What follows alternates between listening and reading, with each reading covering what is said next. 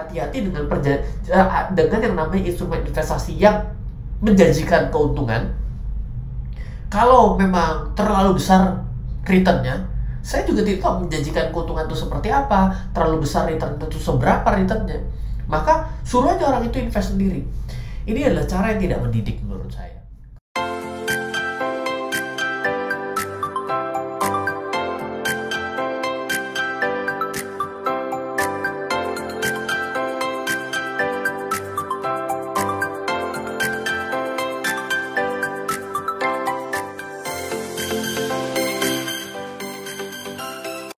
Oke, welcome back di RF Channel on YouTube. Video kali ini saya buat dengan mengulas salah satu pertanyaan yang diajukan kepada saya, bahwa bagaimana tanggapan saya terhadap orang-orang yang memberikan rekomendasi saham dan dijual rekomendasi sahamnya.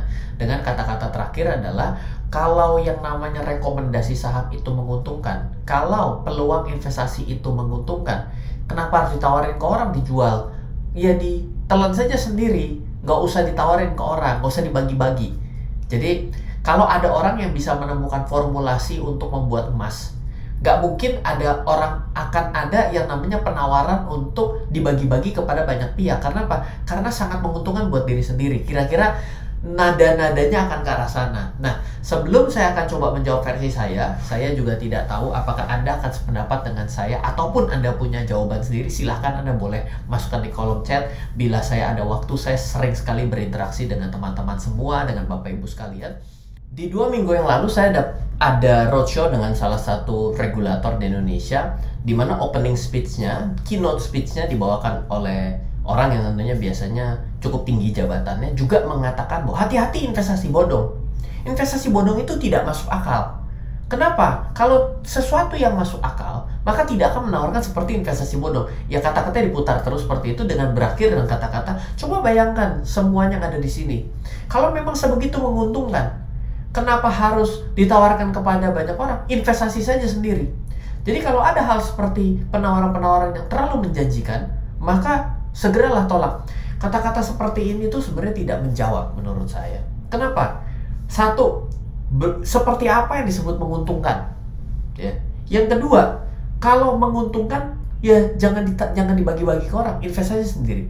Sekarang saya mau tanya, ada nggak saham yang ada di Bursa Efek Indonesia dan yang ada di dunia menghasilkan orang kaya dari berinvestasi saham?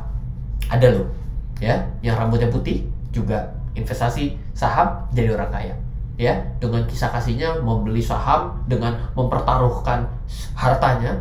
Sebenarnya investor apa spekulan ya kalau mempertaruhkannya? Semuanya dimasukkan ke dalam krisis, beli sebuah saham, sangat yakin potensinya bagus, meledak dan jadi orang kaya, punya duit triliunan. Menurut Anda, ada nggak orang yang selain beliau dan yang lain juga yang akhirnya menjadi mapan akibat berinvestasi saham?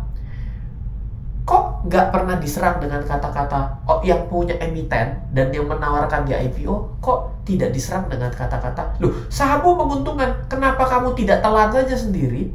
Toh bagus, nggak usah ditawarin ke orang lain. Pernah nggak kita juga berpikir seperti itu?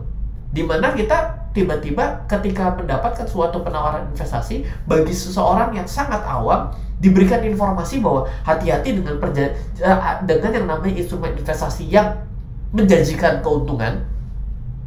Kalau memang terlalu besar returnnya, saya juga tidak tahu menjanjikan keuntungan itu seperti apa, terlalu besar return itu seberapa returnnya, maka suruh aja orang itu invest sendiri. Ini adalah cara yang tidak mendidik menurut saya. Versi saya ya. Oke, kita mulai bahas satu persatu dari versi saya. Yang pertama dari saya, yang namanya barang mau bagus seperti apapun, pada akhirnya harus diakui oleh banyak pihak kebagusannya, baru ada nilainya. Kalau tidak akan ada nilainya. Yang namanya bagus, menarik, menguntungkan, itu adalah harus penilaian banyak orang. Jadi memang diperlukan suatu hal itu diinvestasikan oleh banyak orang, dimiliki banyak orang, baru terbukti nilai yang sebenarnya.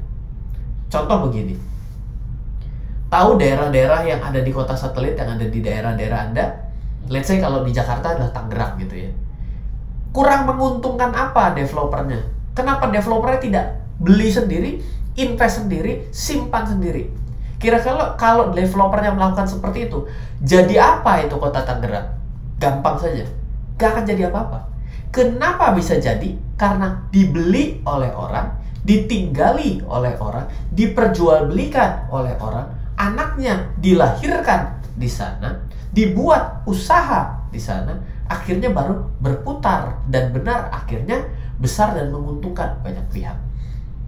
Kok tidak pernah berbicara bahwa ketika ditawarkan sebuah properti yang, Pak bagus deh Pak, ini sangat prospek, ya? Atau yang saat ini tuh yang lagi rame adalah yang setiap hari Senin naik. Saya nggak tahu sekarang sudah setiap hari Senin naik atau setiap bulan naik. Banyak teman saya yang membeli dan juga merasakan keuntungannya. Kenapa ketika waktu ditawarkan begitu kita bisa bilang, loh ya kamu tinggal sana sendiri, tidur sana sendiri, nggak usah tawar-tawaran kalau memang bagus. Angle-nya kita bisa main ke dalam banyak perspektif, bukan? Jadi kalau yang namanya bagus, menguntungkan, menurut saya itu perlu pengakuan banyak pihak. Tidak sesuatu yang bagus sekalipun, tapi tidak pernah diketahui banyak pihak, tidak akan pernah menguntungkan. Coba aja, emas kenapa menguntungkan? Karena warna kuningnya, atau karena banyak orang yang menyukai emas? Bukan karena apa? Karena menyukai banyak, gak karena menyukai emas kan. Dan juga demikian dengan cryptocurrency pada hari ini. Kenapa mengalami kenaikan? Karena banyak yang menyukai si cryptocurrency tersebut, sehingga orang melihat ini secara bersama-sama bagus dan mengalami kenaikan. Jadi angle-nya agak sedikit berbeda. Nah, sekarang yang menjadi repot adalah cara berpikir ini bisa dibawa ke banyak tempat. Ya, contohnya bicara mengenai yang namanya rekomendasi saham. Kita bisa bilang, kok bisa ya ada orang yang punya rekomendasi saham? Menurut saya, apakah rekomendasi saham bisa dipertanggungjawabkan? Saya bilang tidak bisa. Kalau saya bilang tidak bisa. Tapi pertanyaannya, apakah salah ketika ada orang yang mengatakan dia cukup mampu untuk memberikan rekomendasi? Rasanya tidak juga. Itu boleh-boleh saja. Anda tahu nggak ada sebuah aplikasi, ya kita sebut merek lah ya, namanya adalah TradingView. TradingView itu adalah sebuah charting platform dan social media charting yang begitu keren, sehingga Anda bisa berbagi informasi di sana, bisa membuat trigger alert di sana. Apakah itu juga bukan bagian dari rekomendasi? Bedanya adalah orang yang ngerti akan men-set up sendiri sesuai dengan kebutuhannya, sehingga muncul rekomendasi atau muncul notifikasi karena kita tahu kita mau minta kayak apa notifikasinya. Betul nggak? Kalau orang yang nggak ngerti, berarti apakah bisa men-set up? Nggak bisa. Berarti kayak rekomendasi saham ini kan ada pangsa pasarnya ya. Diperuntukkan bagi orang-orang yang tidak bisa melakukannya sendiri. Tidak tahu apa parameter yang disetnya. Cuma yang jadi masalah menurut saya adalah kalau iklannya lebay. Ya, iklannya dijamin pasti. Nah, ini kata-kata dijamin pasti untung, dijamin pasti naik ya. Kalau kita ngomong itu di saham, orang marah tuh kata-kata dijamin pasti. Kalau Anda lihat di iklan properti, dijamin pasti banyak yang nulis itu. Jadi aneh lagi kan? Standar ganda terjadi di dalam kehidupan kita. Ketika ada orang bilang bahwa rekomendasi saham dijamin pasti untung, kita tidak bisa terima. Karena itu merasa bahwa kalau untung kamu beli sendiri, jangan kasih saya. Ketika ini kita bawa ke instrumen properti, ada developer properti yang bilang setiap Senin naik dan juga dijamin untung 100% bulan depan, bisa diterima. Kalau itu dikasih di penawaran yang lain, kita anggap itu adalah bagian dari money game. Betul nggak? Aneh ya. Jadi instrumen yang berbeda, tiba-tiba pola pikir kita bisa sepakat bahwa ini sebenar, yang ini kurang benar, yang ini penipuan gitu ya. Coba bayangkan susahnya bagaimana tuh bagi orang yang tidak memiliki pengalaman harus dilempar ke dalam sebuah medan seperti ini gitu ya. Sulit sekali ya. Saya tahu karena saya adalah orang yang memulai nol putul dalam berinvestasi gitu ya. Nah, sekarang saya akan coba cerita lagi, saya lanjutkan yang tadi. Jadi kalau saya bilang yang namanya rekomendasi saham, itu ya boleh-boleh saja. Kenapa? Karena selain poin satu, ternyata ada orang yang membutuhkan dan tidak tahu bagaimana cara men-set up parameternya sehingga bisa mendapatkan suatu result rekomendasi. Yang kedua adalah orang yang jago itu tidak selalu kaya. Orang yang jago tidak selalu kaya. Misalnya, orang ini belajar dengan baik sehingga dia punya parameter yang bagus. Oke? Dia bisa mengerti bahwa saham-saham ini punya kecenderungan berbalik arah, kecenderungan breakout, dan lain sebagainya dengan ilmu tertentu lah. Oke. Apakah dia punya modal yang cukup untuk mengeksekusi strategi itu? Punya, tapi sedikit. Bayangkan kalau dia hanya punya uang 10 juta. Dan ternyata setiap kali transaksi, let's say dia dapat 1%. Oke. Coba dihitung, berapa kali sampai satu titik dia baru punya uang 100 miliar. Akan sangat panjang, betul? Belum lagi adanya gagal, berhasil, gagal, dan berhasil. Artinya adalah, ini adalah sebuah ilmu. Ilmu ini atas keterbatasan finansial, dia mau jual, berarti ilmunya dibisnisin. Ini adalah sesuatu yang sudah mulai beda loh. Sudah tidak bicara mengenai apa produknya yang bisa yang dia bilang yaitu di instrumen saham ini, tapi ini adalah bisnis edukasi atau bisnis rekomendasi saham. Nah, kalau di sini mulai bicaranya adalah dalam sektor real. Ini bukan lagi sektor computer market, tapi adalah sektor real. Karena apa? Jasa atas rekomendasi itu diperjualbelikan kepada pihak umum. Nah, ini akan perlunya yang namanya beberapa tata kelola dan lisensi yang baik dan benar. Misal, kalau dia melakukan rekomendasi saham di luar dari sekuritas, dia adalah seorang independen. Bila mau yang putih bersih, jelas sekali benar tidak melanggar hukum, berarti setidaknya memiliki sertifikasi. Misal gitu ya. Yang kedua, selain sertifikasi, badan usahanya kalau memberikan jasa rekomendasi secara komersil, maka akan kemungkinan overlap dengan jasa kepenasihatan investasi. Misalnya, berarti dia harus mengambil izin tersebut. Agar apa? Agar dia memiliki perlindungan atas bisnisnya. Orang juga banyak yang salah paham sebagai seorang pebisnis gitu ya. Ngapain saya harus berhubungan dengan regulator? Saya kan nggak ada hubungannya, nggak perlu saya diawasin. Sebenarnya jadi dua sisi. Ketika masalah terjadi, maka dengan adanya sebuah payung hukum yang baik akan juga melindungi si pebisnis tersebut. Tapi selama tidak ada kerugian, semua mana urus. Semua tidak akan pernah mau berpikir mengenai adanya proteksi dan lain sebagainya sebelum risiko terjadi.